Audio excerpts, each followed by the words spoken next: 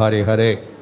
You're translating? Yes, bro. Kannada. Okay. Maharaj. So Prabhupada wrote one little small book very early in his writing career called Easy Journey to Other Planets. Srila ಪ್ರಭುಪಾದರು ಇತರ ಲೋಕಗಳಿಗೆ ಸುಲಭ ಪ್ರಯಾಣ ಎನ್ನುವಂಥ ಒಂದು ಚಿಕ್ಕದಾದಂಥ ಪುಸ್ತಕವನ್ನು ಬರೆದಿದ್ದಾರೆ. So of course everybody likes to travel. ಪ್ರತಿಯೊಬ್ಬರಿಗೂ ಕೂಡ ಮತ್ತೊಂದು ಕಡೆ ಪ್ರಯಾಣ ಮಾಡಬೇಕನ್ನೋ ಇಚ್ಛೆ ಇರುತ್ತೆ. Of course you like to have a house, but you also want to go other places. ನಮಗೆಲ್ಲರಿಗೂ ಸ್ವಂತ ಮನೆ ಇದ್ರೂ ಕೂಡ ಆವಾಗ ಹೊರಗಡೆ ಹೋಗ್ಬೇಕನ್ನೋ ಇಚ್ಛೆ ನಮ್ಮಲ್ಲಿ ಇರುತ್ತೆ.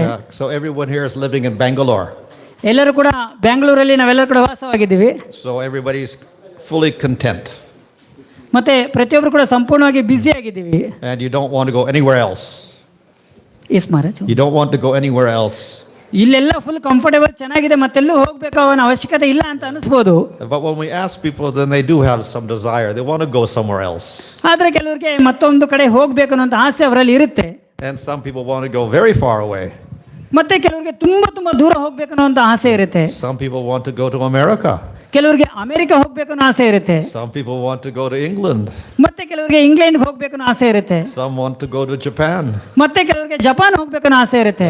Some want to go to Singapore. ಆದ್ರೆ ಕೆಲವರಿಗೆ ಸಿಂಗಾಪುರ್ ಹೋಗ್ಬೇಕು ಅನ್ನೋ ಆಸೆ ಇರುತ್ತೆ. Some want to go to the Gulf. Gulf ಹೋಗ್ಬೇಕು ಅನ್ನೋ ಆಸೆ ಕೂಡ ಇರುತ್ತೆ. So of course we want to go for various reasons. So ಹಲವಾರು ಕಾರಣಗಳಿಂದ ನಾವು ಹಲವಾರು ಕಡೆ ಹೋಗ್ಬೇಕು ಅನ್ನೋ ವಿಚಾರ ಇರುತ್ತೆ. But nevertheless the desire to travel has always been there. ಆದರೆ ಕೆಲವರಿಗೆ ಮಾತ್ರ ಎಲ್ಲಿಗೆ ನಾವು ನಿಜವಾಗ್ಲೂ ಹೋಗಬೇಕು ಆ ಒಂದು ಆಸಕ್ತಿ ಕಡಿಮೆ ಇರುತ್ತೆ. And we see in ancient times, as recorded in the Puranas, people like to travel.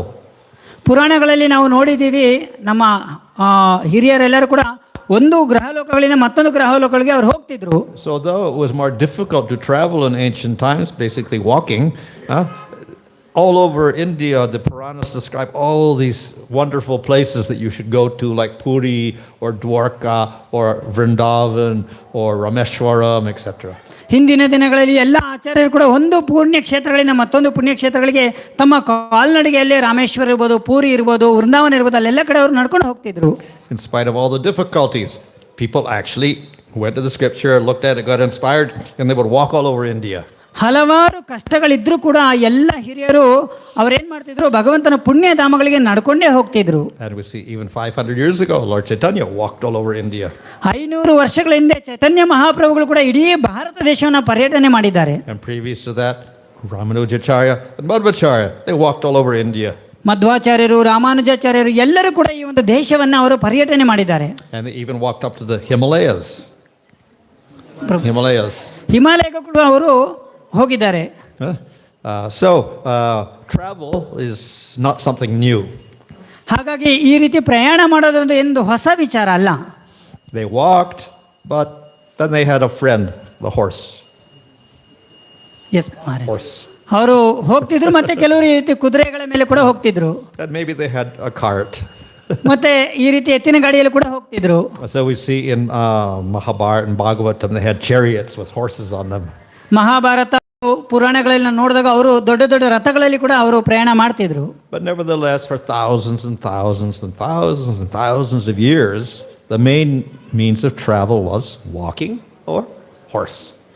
ಆದರೆ ಈ ರೀತಿ ಹಲವಾರು ಸಾವಿರಾರು ವರ್ಷಗಳ ಕಾಲ ಈ ರೀತಿ ಪ್ರಯಾಣವನ್ನ ಕಾಲ್ನಡಿಗೆಯಲ್ಲಿ ಮತ್ತೆ ಈ ಒಂದು ಕುದುರೆಯ ಮೇಲೆ ಅವರು ನಡ್ಕೊಂಡು ಹೋಗ್ತಿದ್ರು. So instead of calculating days to get to Vrindavan, you'd have to calculate months. ಆದರೆ ಆ ದಿನಗಳಲ್ಲಿ ವೃಂದಾವನ ಮಾತ್ರ ಹೋಗ್ಬೇಕಾದ್ರೆ ತಿಂಗಳುಗಳ ಕಾಲ ಸಮಯ ತಗೋತಿತ್ತು. And to go on a tirtha journey may take years. ಮತ್ತೆ ಇನ್ನೂ ತುಂಬಾ ತೀರ್ಥಕ್ಷೇತ್ರಗಳಿಗೆ ಹೋಗ್ಬೇಕಂದ್ರೆ ವರ್ಷಗಳೇ ಆಗ್ತಿತ್ತು. Nevertheless, people did this. ಆದ್ರೆ ಎಷ್ಟೇ ಕಷ್ಟ ಇದ್ರೂ ಕೂಡ ಜನಗಳು ಅದನ್ನ ಮಾಡ್ತಿದ್ರು. They are very enthusiastic to travel. ತುಂಬಾ ಉತ್ಸಾಹದಿಂದ ಅವರು ಈ ಒಂದು ಕಾರ್ಯಕ್ರಮದಲ್ಲಿ ಭಾಗವಹಿಸ್ತಿದ್ರು. Nevertheless, the same mode, walking for thousands and thousands of years.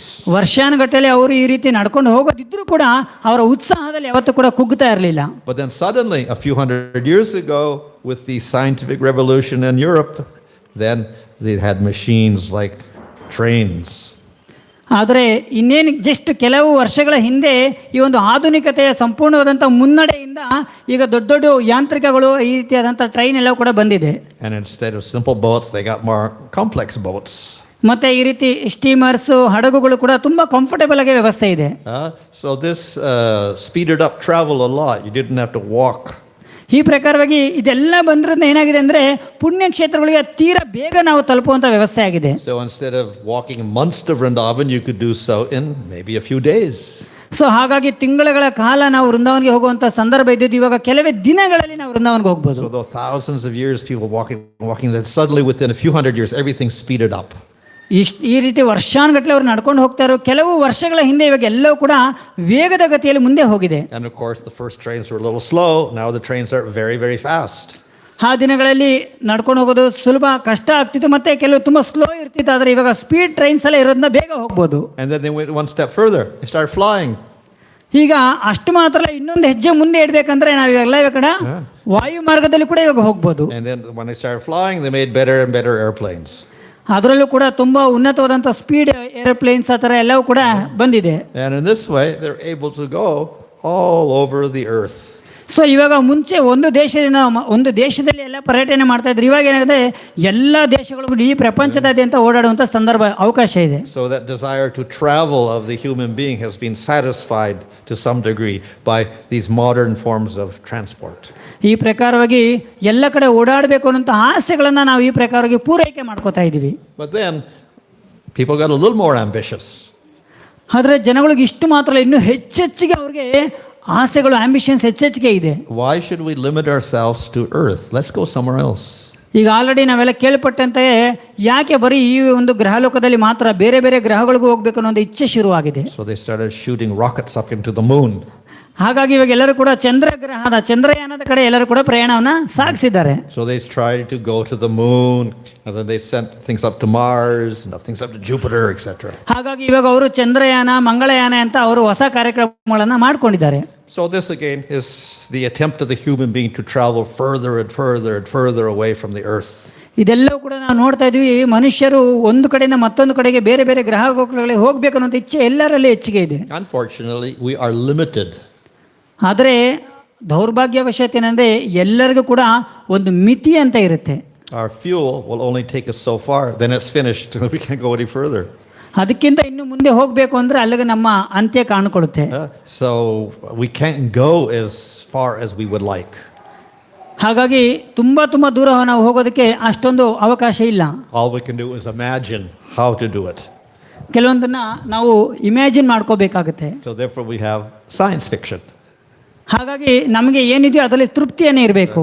So now this is quite popular to imagine that you could go across the universe, go through a black hole, come out the other side in a few seconds. ಹಾಗಾಗಿ ಎಲ್ಲರೂ ಕೂಡ ಮಾನಸಿಕವಾಗಿಯೇ ಕೂಡ ಎಲ್ಲ ಕಡೆ ಹೋಗಿ ಬರುವಂತಹ ತೃಪ್ತಿಯನ್ನು ಅವರವರೇ ಆ ರೀತಿ ಅನ್ಕೊಂಡಿದ್ದಾರೆ.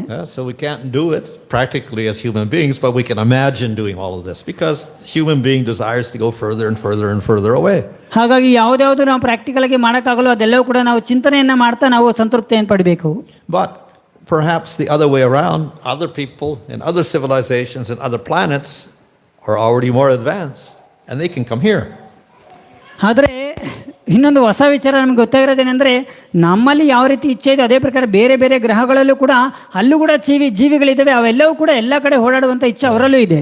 So we have many reports of unidentified flying objects. ಹಾಗಾಗಿ ಬೇರೆ ಬೇರೆ ಕಡೆಯಿಂದ ಬಂದಿರುವಂಥ ಒಂದು ಮಾಹಿತಿಗಳು ಕೂಡ ನಮ್ಮಲ್ಲಿ ಇದೆ. Even now in the US, in the Congress, the government, they're discussing about all the different reports of mysterious objects that don't look like they're human. ಅಮೆರಿಕದಲ್ಲಿ ಈ ರೀತಿ ಚರ್ಚೆಯನ್ನು ಕೂಡ ಮಾಡ್ತಿದ್ರು. ಏನು ಇಷ್ಟೊಂದು ವಿಪರ್ಯಾಸವಾದಂತಹ ವಸ್ತುಗಳೆಲ್ಲ ಬರ್ತಿದೆಯಲ್ಲ ಅಂತ ಅವರಲ್ಲಿ ಚರ್ಚೆ ಮಾಡ್ತಿದ್ದಾರೆ. Where do they come from? ಇವರೆಲ್ಲ ಎಲ್ಲಿಂದ ಬರ್ತಿದ್ದಾರೆ? So maybe some advanced civilization. ಹಾಗಾಗಿ ಇದೆಲ್ಲ ಬೇರೆ ಬೇರೆ ನಾಗರಿಕತೆ ಬೇರೆ ಬೇರೆ ಗ್ರಹಗಳಿಂದ ಬರ್ತಿದ್ದಾರಾ ಅಂತ ಒಂದು ಚಿಂತನೆ. Of course, if we look in the Bhagavatam and Mahabharata and Ramayana and other things, we find that in ancient times they did have very advanced flying machines. ಇದೆಲ್ಲವೂ ಕೂಡ ಈ ಒಂದು ಜಗತ್ತಿಗೆ ಸಂಬಂಧಪಟ್ಟಂಥ ವಿಚಾರಗಳಾದರೆ ನಮ್ಮ ಹಿಂದಿನ ಭಾಗವತ, ಮಹಾಭಾರತ, ರಾಮಾಯಣಗಳಲ್ಲಿ ನೋಡಿದ್ರೆ ಒಂದು ಗ್ರಹಗಳೇನು ಒಂದು ಕಡೆಯಿಂದ ಮತ್ತೊಂದು ವಿಷಯಗಳು ಹೋಗುವಂಥ ಒಂದು ವ್ಯವಸ್ಥೆ ಕೂಡ ಆವಾಗಲೂ ಇತ್ತು. There's a description in the Bhagavatam of one demon, Salva, who had a huge flying machine bigger than a city. ನಾವು ಪುರಾಣಗಳಲ್ಲಿ ನೋಡ್ಬೋದು, ಒಬ್ಬ ಆ ರಾಕ್ಷಸ ಇದ್ರು, ಅವರು ಒಂದು ಗ್ರಹಗಳಿಂದ ಮತ್ತೊಂದು ಗ್ರಹಗಳಿಗೆ ಹೋಗೋದಕ್ಕೆ ದೊಡ್ಡದಾದಂಥ ಒಂದು ಯಂತ್ರಗಳನ್ನು ಅವ್ರು ಇಟ್ಕೊಂಡಿದ್ರು. Made out of some material that no weapon could pierce. ಜೊತೆಯಲ್ಲಿ ಅಲ್ಲಿ ಕೆಲವೊಂದು ವಸ್ತುಗಳು ಮತ್ತೆ ಶಸ್ತ್ರಾಸ್ತ್ರಗಳು ಕೂಡ ಇದ್ದವು. And it could move faster than you could think. ಮತ್ತೆ ನಾವು ಯೋಚನೆ ಮಾಡೋದಕ್ಕಿಂತ ಹೆಚ್ಚಿನವಾಗಿ ತುಂಬ ಶೀಘ್ರವಾಗಿ ಅವರು ಮುಂದೆ ಹೋಗ್ತಿದ್ರು. So in ancient times also they were familiar with very advanced techniques for flying. ನಮ್ಮ ಈ ಒಂದು ಹಿಂದಿನ ಕಾಲದಲ್ಲೂ ಕೂಡ ಈ ಪ್ರಕಾರ ಪುರಾಣಗಳಲ್ಲಿ ತುಂಬ ಆಧುನಿಕತೆ, ತುಂಬ ಮುಂದುವರೆದಂಥ ಒಂದು ವ್ಯವಸ್ಥೆ ಅವರಲ್ಲಿತ್ತು. And we see even Dhruva, he went up to the very high planet Dhruvaloka in an airplane. ನೀವು ಈ ಒಂದು ಪಿಕ್ಚರ್ ನೋಡ್ಬೋದು. ಧ್ರುವ ಮಹಾರಾಜ್ ಕೂಡ ಅವ್ರು ಏನು ಮಾಡ್ತಾರೆ, ಅವರು ತುಂಬ ಉನ್ನತವಾದಂತಹ ಲೋಕವಾದ ಧ್ರುವ ಲೋಕಕ್ಕೆ ಅವರು ಈ ರೀತಿಯ ಒಂದು ಏರೋಪ್ಲೇನಲ್ಲಿ ಅವರು ಹೋಗ್ತಾರೆ. So in the Vedic literature, these flying machines are called Vimana. ಹಾಗಾಗಿ ಆ ಒಂದು ವೈದಿಕವಂತ ಇದರಲ್ಲಿ ನಾವೇನಂತ ಕರಿತಾ ಇದ್ವಿ, ಈ ವಿಮಾನ ಅಂತ ಕರೀತಾರಲ್ಲ, ಪುಷ್ಪಕ ವಿಮಾನ, ಆ ಪ್ರಕಾರವಾಗಿ ವಿಮಾನಗಳಲ್ಲಿ ಅವರು ಹೋಗ್ತಿದ್ರು. But interesting enough, the top of the temple is also called the Vimana. ಹಾಗಾಗಿ ನಾವು ದೇವಸ್ಥಾನಗಳಲ್ಲಿ ಕೂಡ ನೋಡ್ಬೋದು, ಈ ಒಂದು ಗೋಪುರದಲ್ಲಿ ವಿಮಾನ ಅಂತ ಹಾಕಿರ್ತಾರಲ್ಲ ಅದನ್ನು ಕೂಡ. So the temple itself is a flying machine. ಹಾಗಾಗಿ ದೇವಸ್ಥಾನನೂ ಕೂಡ ಹಾರಾಡುವಂತಹ ಒಂದು ವ್ಯವಸ್ಥೆ ಇದು. So now this is a flying machine to go to the spiritual world. ಹಾಗಾಗಿ ಕಾರಣ ದೇವಸ್ಥಾನಗಳಲ್ಲಿ ಭಗವಂತ ಇರ್ತಾನೆ, ಮತ್ತೆ ಒಂದು ಆಧ್ಯಾತ್ಮಿಕ ಜಗತ್ತೇ ಇರುತ್ತೆ, ಅದು ಕೂಡ ಒಂದು ರೀತಿ ಹಾರಾಡುವಂತ ಒಂದು ವ್ಯವಸ್ಥೆ. The Lord can come from the spiritual world to here, you can fly back to the spiritual world.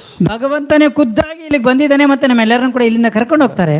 But for that type of machine to go to the spiritual world, we have no idea how to make such a machine. ಆದರೆ ನಾವು ಇಷ್ಟೊತ್ತರೆಗೂ ಚರ್ಚೆಯನ್ನು ಮಾಡಿದ್ವಿ, ಒಂದು ದೇಶದಿಂದ ಮತ್ತೊಂದಕ್ಕೆ ಎಲ್ಲ ಕಡೆ ಹೋಗ್ಬೇಕಂದ್ರೆ ವಿಮಾನಗಳೆಲ್ಲ ಇರಬೇಕಾಗಿತ್ತು ಅಂತ. ಆದರೆ ಆಧ್ಯಾತ್ಮಿಕ ಲೋಕಕ್ಕೆ ಹೋಗ್ಬೇಕಂದ್ರೆ ಆ ರೀತಿ ಯಾವ ಮಿಷಿನ್ಸ್ ಅಂತ ನಮ್ಗೆ ಗೊತ್ತಿಲ್ಲ. Our knowledge is limited. ಜ್ಞಾನಕ್ಕೆ, ಈ ಒಂದು ಭೌತಿಕ ಜಗತ್ತಿನ ಜ್ಞಾನಕ್ಕೆ ಒಂದು ಮಿತಿ ಅಂತ ಇದೆ. And therefore the destination where we want to go is also limited. ಹಾಗಾಗಿ ಈ ಒಂದು ಭೌತಿಕ ಜಗತ್ತಿನ ಜ್ಞಾನಕ್ಕೆ ಮಿತಿ ಎಷ್ಟಿದೆಯೋ, ಹಾಗಾಗಿ ಅವ್ರು ಹೋಗುವಂಥ ಗುರಿ ಇದೆಯಲ್ಲ, ಆ ಗುರಿಗೂ ಕೂಡ ಒಂದು ಮಿತಿ ಇದೆ. So there are famously 4 defects in our knowledge. ಹಾಗಾಗಿ ಈ ಒಂದು ಭೌತಿಕ ಜಗತ್ತಿನ ಜ್ಞಾನದಲ್ಲಿ 4 ಡಿಫೆಕ್ಟ್ಸ್ ಇರುತ್ತೆ. And we have basically 2 ways in which we get knowledge. ಆದರೆ ನಾವು ಜ್ಞಾನವನ್ನು 2 ರೀತಿಯಲ್ಲಿ ಪಡ್ಕೋತೀವಿ. One is called prataksha, that means our sense perception. ನಾವು ಜ್ಞಾನವನ್ನು ಪ್ರತ್ಯಕ್ಷವಾಗಿ ನೋಡಿ ನಾವು ಅದನ್ನು ತಿಳ್ಕೋತೀವಿ. We may see, we may hear, etc. ಉದಾಹರಣೆಗೆ ನೋಡೋ ಮುಖಾಂತರವಾಗಿ, ಕೇಳೋದ್ರ ಮುಖಾಂತರವಾಗಿ. So this is very common. ಇದು ಎಲ್ಲರಿಗೂ ಕೂಡ ಸರ್ವೇ ಸಾಮಾನ್ಯವಾದಂಥ ರೀತಿಯಲ್ಲಿ ಜ್ಞಾನ ಪಡೆಯುವಂಥ ವಿಧಾನ. Based on this prataksha, then we have anuman. ಆದರೆ ಇದರ ಒಂದು ಜೊತೆಯಲ್ಲೇ ಮತ್ತೊಂದು ರೀತಿ ಏನಂದ್ರೆ ಅನುಮಾನ. This is called inference. So ಅನುಮಾನ ಅಂದ್ರೆ ಚಿಂತನೆಯನ್ನು ಮಾಡೋದ್ರ ಮುಖಾಂತರವಾಗಿ. In other words, we use logic to come to a conclusion that we don't see. ಜೊತೆಲಿ ಲಾಜಿಕ್, ಇದು ಹೀಗಿರ್ಬೋದು ಹಾಗಿರ್ಬೋದು ಅಂತ ಒಂದು ಇಮ್ಯಾಜಿನೇಷನ್. Such as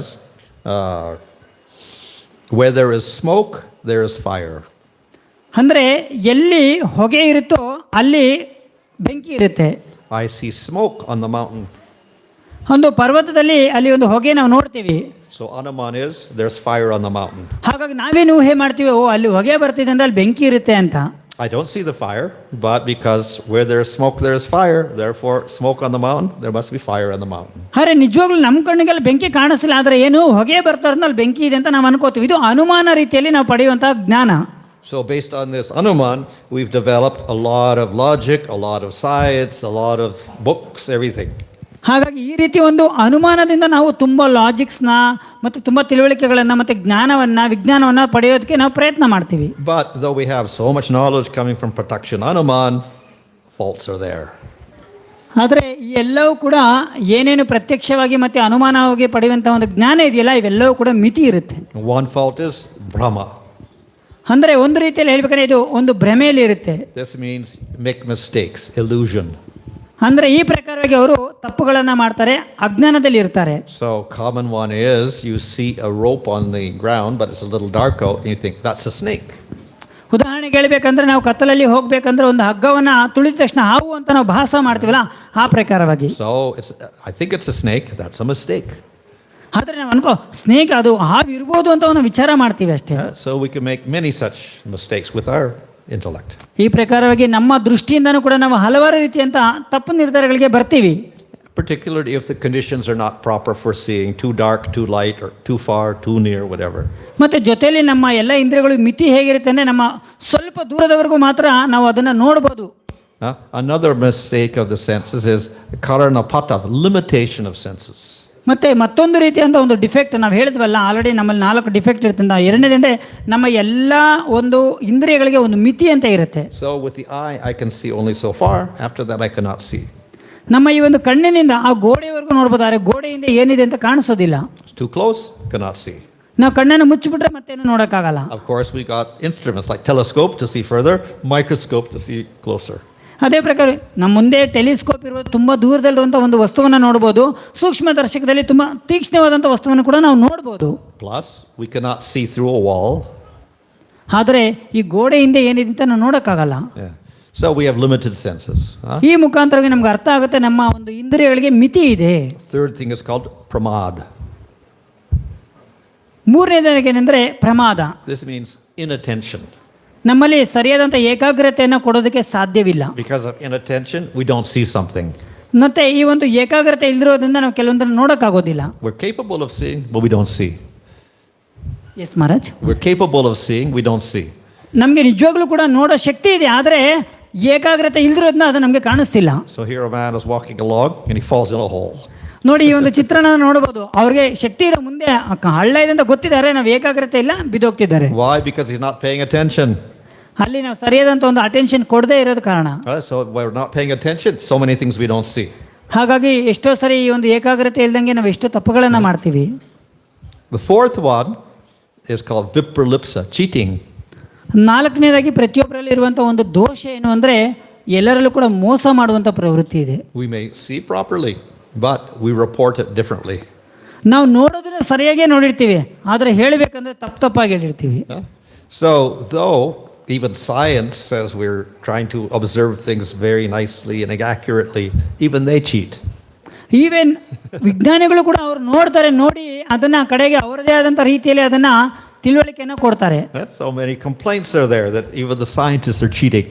ಈವನ್ ಈ ಒಂದು ವಿಜ್ಞಾನಿಗಳಲ್ಲೂ ಕೂಡ ನಾವು ನೋಡಬಹುದು, ಒಬ್ಬರಿಂದ ಒಬ್ಬರಿಗೆ ಹಲವಾರು ರೀತಿಯಾದಂತಹ ಭಿನ್ನಾಭಿಪ್ರಾಯಗಳಿರುತ್ತೆ. So in this way we have these 4 defects in knowledge. We cannot get real perfect knowledge through our senses and through our intellect. ಒಟ್ಟಾರೆಯಾಗಿ ಹೇಳಬೇಕಂದ್ರೆ ನಮ್ಮ ಇಂದ್ರಿಯಗಳಿಗೆ ಮಿತಿ ಇದೆ, ನಾವು ಮೋಸ ಮಾಡುವಂಥ ಪ್ರವೃತ್ತಿ ಇದೆ.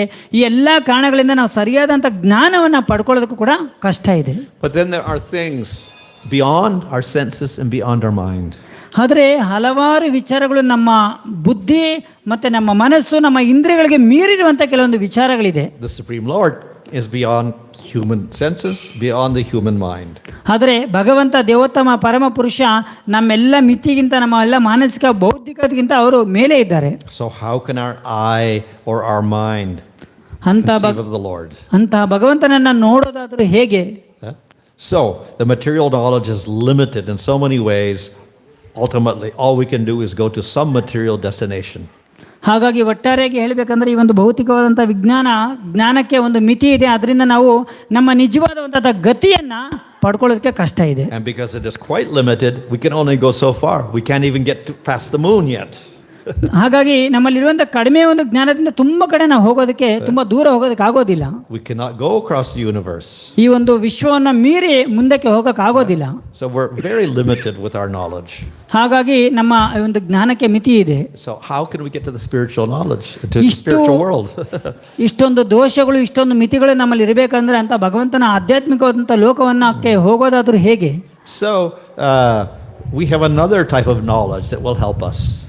ಹಾಗಾಗಿ ಇದಕ್ಕೆಲ್ಲ ಮುಂದೆ ಹೋಗ್ಬೇಕಂದ್ರೆ ಮತ್ತೊಂದು ರೀತಿಯಾದಂಥ ಜ್ಞಾನ ಇದೆ, ಅದು ನಮಗೆ ಸಹಾಯವಾಗುತ್ತೆ. So this is the third type of knowledge. ಇದು ಎರಡನೇ ರೀತಿಯಾದಂಥ ಜ್ಞಾನ. ನಾವು ಆವಾಗಲೇ ಹೇಳಿದಲ್ಲ, ಮೊದಲನೇದು ಪ್ರತ್ಯಕ್ಷ ಜ್ಞಾನ, ಎರಡನೇದು ಈ ರೀತಿ ಇದು. So we have prataksha, we have anuman, and we have shabda. ಪ್ರತ್ಯಕ್ಷವಾಗಿ ನಾವು ನೋಡ್ಕೊಂಡ್ವಿ, ಅನುಮಾನವಾಗಿ ನೋಡಿದ್ವಿ, ಇವಾಗ ಶಬ್ದ ಪ್ರಮಾಣ, ಮೂರನೇ ರೀತಿಯಾದಂಥ ಜ್ಞಾನ. Shabda means sound, but actually it means this is knowledge from authority. ಹಾಗಾಗಿ ಶಬ್ದ ಅಂದರೆ ಅದೊಂದು ತರಂಗಗಳು, ಜೊತೆಯಲ್ಲಿ ಇದು ಜ್ಞಾನದ ಒಂದು ಮಾಧ್ಯಮ. And ultimately knowledge from the Vedas. ಅಂದರೆ ಈ ಒಂದು ಜ್ಞಾನ ವೇದಗಳಿಂದ ಬಂದಂತಹದ್ದು ಶಬ್ದ ಪ್ರಮಾಣ. The Vedic scriptures are the authority. ಶಾಸ್ತ್ರಗಳು ಈ ಎಲ್ಲ ಒಂದು ಜ್ಞಾನದ ಒಂದು ಆಧಾರ. So this is not knowledge that we see or think about. We just hear it and it's knowledge. ಹಾಗಾಗಿ ಈ ಒಂದು ಶಾಸ್ತ್ರಗಳನ್ನು ನಾವು ತುಂಬ ಇದನ್ನ ಕೇಳ್ತೀವಿ, ಕೇಳಿಸ್ಕೊಳ್ಳೋ ಮುಖಾಂತರವಾಗಿ ಅರ್ಥ ಮಾಡ್ಕೋತೀವಿ. So one of the purposes of this knowledge is to get us from material world to spiritual world. ಹಾಗಾಗಿ ಈ ಒಂದು ಶಾಸ್ತ್ರಗಳ ಎಲ್ಲದರ ಒಂದು ಮುಖ್ಯ ಗುರಿ ಏನಂದ್ರೆ ಈ ಒಂದು ಭೌತಿಕ ಜಗತ್ತಿನಿಂದ ಆಧ್ಯಾತ್ಮಿಕ ಜಗತ್ತಿಗೆ ಹೇಗೆ ಹೋಗ್ಬೇಕು ಅನ್ನೋದೇ ಇದರ ಗುರಿ. Through the scriptures we get spiritual knowledge. With that spiritual knowledge we get to spiritual destination. ಹಾಗಾಗಿ ಶಾಸ್ತ್ರಗಳಿಂದ ಆಧ್ಯಾತ್ಮಿಕವಾದಂತಹ ಜ್ಞಾನ, ಆಧ್ಯಾತ್ಮಿಕವಾದಂತಹ ಜ್ಞಾನದಿಂದ ಆಧ್ಯಾತ್ಮಿಕವಾದಂತಹ ಜಗತ್ತಿಗೆ ನಮ್ಮ ಪ್ರಯಾಣ. We follow the directions of scripture, we can perceive the Lord. ಹಾಗಾಗಿ ಯಾವಾಗ ನಾವು ಈ ಒಂದು ಶಾಸ್ತ್ರಗಳನ್ನು ನಾವು ಪರಿಪಾಲನೆಯನ್ನು ಮಾಡ್ತೀವಿ ಆ ಮುಖಾಂತರವಾಗಿ ಭಗವಂತನನ್ನು ನಾವು ಪಡಿತೀವಿ. So many people will say, I don't believe in God because I cannot see him. ತುಂಬ ಜನ ಹೇಳ್ತಾರೆ ನಾನು ಭಗವಂತನನ್ನು ನಂಬೋದಿಲ್ಲ ಯಾಕಂದ್ರೆ ಭಗವಂತ ನಮ್ಮ ಕಣ್ಣಿಗೆ ಕಾಣಿಸೋದಿಲ್ಲ. Of course you cannot see many things. You cannot see protons, you cannot see atoms, you cannot see electrons. ಅದೇ ಪ್ರಕಾರ ನೀವು ಇನ್ನೂ ಯೋಚನೆ ಮಾಡಿ, ನಮ್ಮ ಕಣ್ಣು ಮುಂದೆ ಹಲವಾರು ಕ್ರಿಮಿಕೀಟಗಳಿದೆ, ಪರಮಾಣುಗಳಿದೆ, ಅವು ನಮ್ಮ ಕಣ್ಣಿಗೆ ಕಾಣಿಸೋದಿಲ್ಲ, ಹಾಗಂತ ಅದು ಇಲ್ಲ ಅಂತ ಅರ್ಥನಾ? So you have to be qualified. If you have a microscope or electron microscope, maybe you can see the atom. ಹಾಗಾಗಿ ಆ ಒಂದು ಸೂಕ್ಷ್ಮಾಣುಗಳನ್ನು ನೋಡಬೇಕಂದ್ರೆ ನೀವೇನು ಮಾಡಿದ್ದೀರಾ, ಸೂಕ್ಷ್ಮ ದರ್ಶಕ ಯಂತ್ರಗಳನ್ನು ಕಂಡುಹಿಡ್ಕೊಂಡಿದ್ದೀರಾ. ಅದೇ ಪ್ರಕಾರವಾಗಿ ಭಗವಂತನ ನೋಡಬೇಕಂದ್ರೂ ಕೂಡ ಅದೇ ರೀತಿಯಾದ ಒಂದು ವ್ಯವಸ್ಥೆ ಬೇಕು. If you want to see the Lord, you will have to have spiritual eyes. ಅದೇ ಪ್ರಕಾರವಾಗಿ ಭಗವಂತನನ್ನು ನೋಡಬೇಕಂದ್ರೆ ಆಧ್ಯಾತ್ಮಿಕವಾದಂಥ ಚಕ್ಷು ಇರಬೇಕು. How to get the spiritual eyes? Follow the scripture. ಅಂತ ಒಂದು ಆಧ್ಯಾತ್ಮಿಕವಾದಂಥ ಚಕ್ಷು ನಮಗೆ ಹೇಗೆ ಸಿಗುತ್ತೆ ಅಂದರೆ ಶಾಸ್ತ್ರಗಳ ಮುಖಾಂತರವಾಗಿ ಸಿಗುತ್ತೆ. So this sabda, this knowledge, as I said, refers to Vedas. ಹಾಗಾಗಿ ಈ ಒಂದು ಶಬ್ದಗಳನ್ನು ನಾವು ವೇದಗಳು ಅಂತ ನಾವು ವೇದಗಳಿಂದ ನೋಡ್ತೀವಿ. So we accept the Vedic knowledge as the authority. ಹಾಗಾಗಿ ನಾವು ವೈದಿಕವಾದಂತಹ ಜ್ಞಾನವನ್ನು ಅಧಿಕೃತ ಅಂತ ನಾವು ಅರ್ಥ ಮಾಡ್ಕೋಬೇಕು. Other religions will have other authorities, but they are accepting a sabda also. ಒಂದೊಂದು ಧರ್ಮಗಳಲ್ಲಿ ಒಂದೊಂದು ರೀತಿಯಾಗಿ ಇರ್ತವೆ, ಆದರೆ ವೇದಗಳನ್ನು ನಾವು ಅಧಿಕೃತ ಅಂತ ಸ್ವೀಕರಿಸಬೇಕು. But those who have faith in the Vedic scriptures, they have special good fortune. ಹಾಗಾಗಿ ಯಾರ್ಯಾರ ಒಂದು ಶಾಸ್ತ್ರಗಳಲ್ಲಿ ಅವರಿಗೆ ನಂಬಿಕೆ ಇರುತ್ತೋ ಆ ಪ್ರಕಾರವಾಗಿ ಅವರು ಅದನ್ನ ಫಲವನ್ನು ಅನುಭವಿಸ್ತಾರೆ. Why? Because we got more complete knowledge from these scriptures. ಕಾರಣ ಆ ಒಂದು ವೈದಿಕ ಶಾಸ್ತ್ರಗಳಲ್ಲಿ ಜ್ಞಾನ ಅಡಕವಾಗಿರುತ್ತೆ. So the scripture means Vedas, and we have 4 Vedas: Rig, Yajur, Sama, Atharva. ಶಾಸ್ತ್ರಗಳು ಅಂದರೆ ವೇದಗಳು. ವೇದಗಳನ್ನು ಮತ್ತೆ 4 ಭಾಗಗಳಾಗಿ ಮಾಡಿದರೆ ನಮ್ಗೆ ಗೊತ್ತಿದೆ: ಋಗ್ವೇದ, ಯಜುರ್ವೇದ, ಸಾಮವೇದ, ಅಥರ್ವಣ ವೇದ ಅಂತ. But each Veda is very big. ಒಂದೊಂದು ವೇದನೂ ಕೂಡ ತುಂಬಾ ಅಗಾಧವಾದಂಥ ವಿಚಾರ. So the Rig Veda or the Yajur Veda, the Sama Veda, Atharva Veda, they all have 4 parts to it. ಹಾಗಾಗಿ ಒಂದೊಂದು ವೇದಗಳಲ್ಲೂ ಕೂಡ ಮತ್ತೆ ಅದನ್ನ ಭಾಗಗಳಾಗಿ ವಿಂಗಡಣೆ ಮಾಡಿದ್ದಾರೆ. So each Veda will have Brahmanas, Aranyakas, Upanishads and Samhita. ಹಾಗಾಗಿ ಒಂದೊಂದು ವೇದಗಳಲ್ಲಿ ಮತ್ತೆ ಉಪನಿಷತ್ತುಗಳು, ಸಂಹಿತಗಳು ಈ ಪ್ರಕಾರವಾಗಿ ಇರುತ್ತೆ. So that means ultimately we get 16 types of works in the Vedas. So ಈ ಪ್ರಕಾರವಾಗಿ ನಾವೆಲ್ಲ ಹುಡುಕ್ತಾ ಹೋದ್ರೆ 60 ಪ್ರಕಾರವಾದಂಥ ವೇದಗಳನ್ನು ನಾವು ನೋಡಬೇಕಾಗುತ್ತೆ. That's a lot of scripture. ಅದು ತುಂಬಾ ದೊಡ್ಡದಾದಂಥ ವಿಚಾರ ಭಂಡಾರ. But we get more scriptures. Maharaj, More scriptures. ಅಷ್ಟೆಲ್ಲ ಇನ್ನೂ ಹೆಚ್ಚಿನವಾದಂತಹ ಸ್ಕ್ರಿಪ್ಚರ್ಸ್ ಇದೆ. As well as the Vedas, we have itihasa. ಯಾವ ಪ್ರಕಾರವಾಗಿ ನಾವು ವೇದಗಳನ್ನು ಅರ್ಥ ಮಾಡ್ಕೋದು ಅದೇ ಪ್ರಕಾರ ಇತಿಹಾಸ ಕೂಡ ಇದೆ. Which is literally histories. ಅಂದ್ರೆ ಇತಿಹಾಸ ನಮ್ಗೆ ಗೊತ್ತಿದೆಯಲ್ಲ. Usually for these long works we call epics. ಹಾಗಾಗಿ ತುಂಬಾ ಹಿಂದಿನವಾದಂತಹ ಒಂದು ಎಪಿಕ್ಸ್ ಇತಿಹಾಸವನ್ನ ಕೂಡ ನಾವು ನೋಡಬಹುದು. Such as Ramayana and Mahabharata. ಉದಾಹರಣೆಗೆ ಇತಿಹಾಸ ಅಂದ್ರೆ ತುಂಬಾ ಹಳೆಯ ಇತಿಹಾಸ ಅಂದ್ರೆ ಅದು ರಾಮಾಯಣ ಮತ್ತೆ Mahabharata. So as well as that, Vedavyasa has written 18 Puranas. ಜೊತೆಯಲ್ಲಿ ವೇದವ್ಯಾಸರು 18 ಪುರಾಣಗಳನ್ನು ರಚಿಸಿದ್ದಾರೆ. And of course there's more works than that. We have smritis like Manu Smriti as well. ಜೊತೆಯಲ್ಲಿ ಹಲವಾರು ಸ್ಮೃತಿ, ಮನುಸ್ಮೃತಿ ಅಂತ ಸ್ಮೃತಿಗಳು ಇದೆ. And we have 108 Pacharatra Shastras as well. ಜೊತೆಯಲ್ಲಿ 108 ಬೇರೆ ಬೇರೆ ರೀತಿಯಂತ ಶಾಸ್ತ್ರಗಳು ಇದೆ. So many scriptures. What are we going to do? Too many. ಈ ರೀತಿ ತುಂಬಾ ಹಲವಾರು ಶಾಸ್ತ್ರಗಳಿದೆ, ಇಷ್ಟೆಲ್ಲ ಇದೆ, ಅದನ್ನು ನಾವು ಹೇಗೆ ಉಪಯೋಗಿಸ್ಕೊಳ್ಳೋದು? Other religions very simple, one scripture each. ಹಾಗಾಗಿ ಎಲ್ಲ ಯಾಕೆ ಯಾವ್ದಾದ್ರು ಒಂದೇ ಒಂದಿದ್ರೆ ಅದು ಸ್ವಲ್ಪ ಸಿಂಪಲ್, ಸರಳ ಅನ್ಸುತ್ತೆ. So people will ask, "Oh, you're Hindu. What scripture you follow?" And you say, "You don't know." ಹಾಗಾಗಿ ಯಾರಾದ್ರೂ ಹೊರಗಡೆಯಿಂದ ಬಂದ್ರೆ ನೀವು ಯಾವ ಶಾಸ್ತ್ರಗಳನ್ನ ಎತ್ತು ಈ ತರ 108 ಶಾಸ್ತ್ರ ಇದೆ, ಯಾವ್ದು ಮಾಡಬೇಕು ಗೊತ್ತಾಗಲ್ಲ. So Vedavyasa made things simple. He summarized everything into one book. ಹಾಗಾಗಿ ವೇದವ್ಯಾಸರು ನಮ್ಮೆಲ್ಲರ ಮೇಲೆ ಕರುಣಾ ದೃಷ್ಟಿಯನ್ನ ತೋರಿ ಒಂದು ಶಾಸ್ತ್ರವನ್ನ ಮಾಡಿದ್ರೆ ಅದು ಭಾಗವತ ಶಾಸ್ತ್ರ. So if we want to know the essence of the Vedas, the Mahabharata, the Upanishads, the Brahma Sutras, the Puranas, the Smritis, and the Pacharatra, all in the Bhagavatam. ಹಾಗಾಗಿ ಎಲ್ಲ ವೇದಗಳು, ಶಾಸ್ತ್ರಗಳು, ಪುರಾಣಗಳು, ಸಂಹಿತೆಗಳು ಎಲ್ಲದರ ಒಂದು ಸಾರ ಸಂಗ್ರಹವಾಗಿ ಭಾಗವತವನ್ನು ಕೊಟ್ಟಿದ್ದಾರೆ. So the Bhagavatam is complete. It is compared to the highest fruit on the desire tree of the Vedas. ಹಾಗಾಗಿ ಈ ಒಂದು ಭಾಗವತವನ್ನ ಒಂದು ಇಡೀ ಒಂದು ವೃಕ್ಷದ ಒಂದು ಹಣ್ಣಿಗೆ ಹೋಲಿಕೆ ಮಾಡಿದ್ದಾರೆ. So the Vedas are called desire tree because they fulfill all your desires. ವೇದಗಳನ್ನು ನಾವು ಕಲ್ಪ ವೃಕ್ಷಗಳಿಗೆ ಹೋಲಿಕೆ ಮಾಡ್ತಾರೆ, ಯಾಕಂದ್ರೆ ಅದು ನಮ್ಮೆಲ್ಲ ಆಸೆಗಳನ್ನು ಪೂರೈಕೆ ಮಾಡುತ್ತೆ. But Bhagavatam's got the highest fulfillment of desire. ಆದರೆ ಭಾಗವತ ಅಂದ್ರೆ ಆ ಒಂದು ಕಲ್ಪ ವೃಕ್ಷದಲ್ಲಿರುವಂತಹ ಒಂದು ಹಣ್ಣಿಗೆ ಸಮಾನ. So the Bhagavatam highest fruit, it's also got the most complete knowledge in it. ಈ ಒಂದು ಭಾಗವತ ಕೇವಲ ಕಲ್ಪವೃಕ್ಷದ ಹಣ್ಣು ಮಾತ್ರ ಅಲ್ಲ, ಸಂಪೂರ್ಣವಾದಂಥ ಪರಿಪೂರ್ಣವಾದಂಥ ಜ್ಞಾನದ ಆಗರ. So usually we say, okay, worship Krishna, nobody else, nothing else, only. ಹಾಗಾಗಿ ಇಡೀ ವೇದದ ಶಾಸ್ತ್ರದ ಸಾರ ಸಂಗ್ರಹ ಭಗವಂತ ದೇವೋತ್ತಮ ಪರಮ ಪುರುಷ Krishna. And people say, oh, that's all fanatical. So ಆಗ ಕೆಲವರೆಲ್ಲ ಹೇಳ್ತಾರೆ ಬರೀ ಒಂದನ್ನೇ ಹೇಳ್ತಿದ್ದಾರೆ ಇವರೆಲ್ಲ ಅಂತ. What about Rama? What about Vishnu? What about Nrsimhadev? ಏನ್ ನೀವು ಯಾವಾಗಲೂ ಇಸ್ಕೊಂಡ್ರ ಬರೀ ಹರೇ ಕೃಷ್ಣ ಅಂತ ಹೇಳ್ತಾ ಇರ್ತಾರೆ, ವಿಷ್ಣು ಇದ್ದಾರೆ, ನರಸಿಂಹ ಇದ್ದಾರೆ, ರಾಮ ಇದೆ, ಎಲ್ಲರೂ ಇದ್ದಾರಲ್ವಾ ಅಂತ ಪ್ರಶ್ನೆ. What about Shiva? ಆದ್ರೆ ವೈಷ್ಣವ ಶಿವ ಕೂಡ ಇದ್ದಾರೆ, ಅವ್ರ ಬಗ್ಗೆ. What about Durga? ದುರ್ಗಾದೇವಿ ಬಗ್ಗೆ ಹೇಳೋದೇನು? What about Ganesh? ಗಣೇಶನ್ ಬಗ್ಗೆ ನೀವೇನು ಹೇಳೋದಿಲ್ಲ. Why are you so fanatical? ಯಾಕೆ ನೀವೆಲ್ಲ ಕೇವಲ ಬರೀ ಕೃಷ್ಣ ಕೃಷ್ಣ ಅಂತೀರಾ? What about Brahman? Upanishads talk about Brahman. ಬ್ರಹ್ಮನಿಂದನೇ ಎಲ್ಲ ವೇದಗಳು ಬಂದಿದೆ, ಅವ್ರ ಬಗ್ಗೆನೂ ನೀವು ಹೇಳಲ್ಲ. So actually Bhagavatam is very generous. ಹಾಗಾಗಿ ಭಾಗವತ ಸಂಪೂರ್ಣವಾದಂತ ಎಲ್ಲದರ ಒಂದು ಸಾರ ಸಂಗ್ರಹ. It says that different people will perceive God in different ways. ಹಾಗಾಗಿ ಒಬ್ಬೊಬ್ಬರು ಕೂಡ ಒಬ್ಬೊಬ್ಬರು ಭಗವಂತನ ಒಂದೊಂದು ರೀತಿಯಲ್ಲಿ ನೋಡ್ತಾರೆ.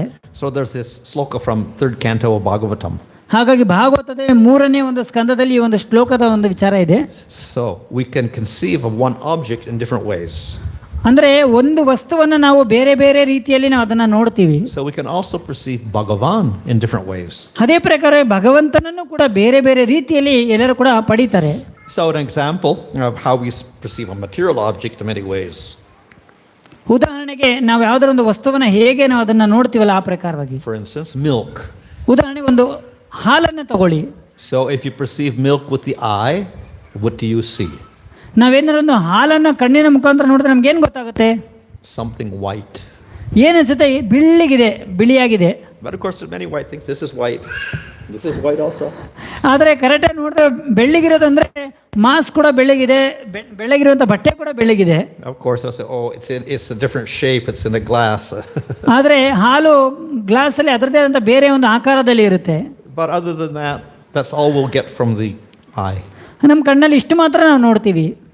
If we are to touch the milk, then we know it is liquid, it's not solid.